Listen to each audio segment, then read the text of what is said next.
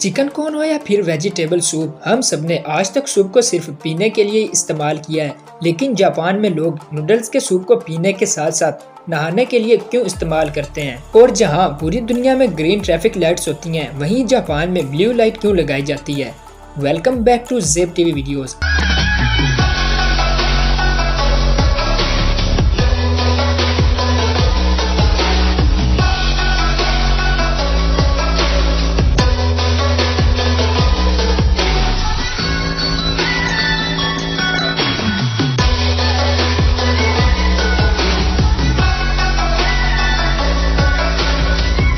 Subscribe करें Zeb TV को और बेल आइकन को प्रेस करें इन्फॉर्मेटिव वीडियो सबसे पहले देखने के लिए। नाजरीन, जापान एक ऐसी कंट्री है जिसे उसके हमेशा अनोखे तौर तरीकों की वजह से याद किया जाता है। आइए जानते हैं सिर्फ जापान में पाई जाने वाली ये अनोखी चीजें हैं क्या।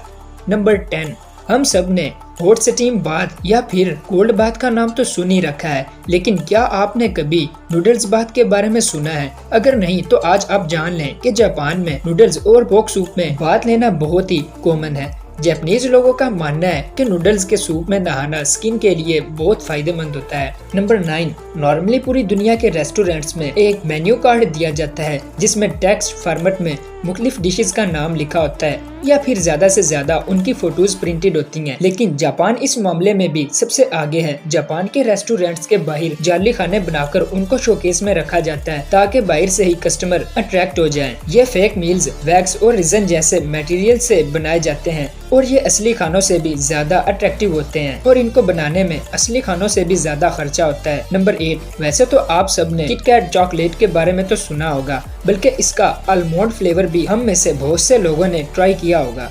लेकिन क्या आपको मालूम है कि जापान में किटकैट चॉकलेट के अजीबोगरीब फ्लेवर्स की एक लंबी लिस्ट मौजूद है। इस लिस्ट में सबसे ज्यादा सेल होने वाले फ्लेवर्स किटकैट चिल्ली पेपर यानी काली मिर्च, शकरकंदी, मकई, सोयाबीन, वाटरमेलन, मैंगो और किटकैट ग्रीन टी फ्लेवर है। याद रहे कि ये किटकैट की एक छोटी लिस्ट है जिसको जापान में बहुत पसंद किया जाता है। नंबर 7, क्योंकि जापान अपनी आबादी के लिहाज से बहुत छोटा है, इसी वजह से ये लोग कम स्पेस में एडजस्ट करने के आदी हो चुके हैं। इनको अपने घर, कमरों और शॉप्स की स्पेसेस को ऑप्टिमाइज करने की इतनी आदत हो गई थी कि फ्रिज में रखा होल तरबूज भी ज्यादा जगह लेता था, तो इनको ये बात भी हजम नहीं होती थी। 1978 में एक जापानीज ग्राफिक डिजाइनर ने एक स्क्वायर शेप का तरबूज इंट्रोड्यूस करवाया।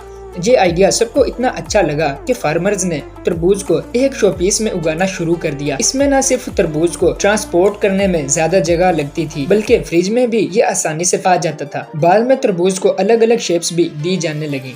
नंबर 6, अब यहाँ आती है सबसे ज्यादा इंटरेस्टिंग चीज जो सिर्फ जापान में ही नोटिस की जाती है। तकरीबन हर कंट्री में ही खाना खाते वक्त या चाय पीते वक्त आवाज निकालना बुरा समझा जाता है, लेकिन जापान में इसका बिल्कुल उलट होता है। नूडल्स या सूप पीते वक्त अगर कोई इस किस्म की आवाज ना निकाले तो शेफ को लगता है कि शायद इसको खाना अच्छा नहीं लगा। यह आवाज जिसको स्लर्पिंग कहा जाता है, ये जापान में अक्सर लोग शेफ को शाबाश देने के लिए भी निकालते हैं। नंबर 5, जापान के कल्चर में पूरी कोशिश की जाती है कि नंबर 4 को अवॉइड किया जाए, क्योंकि उनका मानना है कि नंबर 4 बहुत अनलकी होता है। इसी वजह से हर वो चीज जिसमें नंबर 4 होता है उसको जापान में अवॉइड किया जाता है। किसी भी इवेंट में 4 गेट्स नहीं हो सकते। रेस्टोरेंट्स के टेबल 4 नहीं बल्कि 3 या 6 की अरेंजमेंट में मौजूद होते हैं और हत्ता कि जापान में एलिवेटर्स के अंदर भी 4th फ्लोर का बटन ही नहीं होता। नंबर 4, पूरी दुनिया में मायोनीज को सैंडविच, बर्गर या फ्राइज के साथ इस्तेमाल किया जाता है, मगर जापान वो वाहिद मुल्क है जहां मायोनीज को आइसक्रीम की टॉपिंग या फिर पैनकेक्स की टॉपिंग के लिए इस्तेमाल किया जाता है।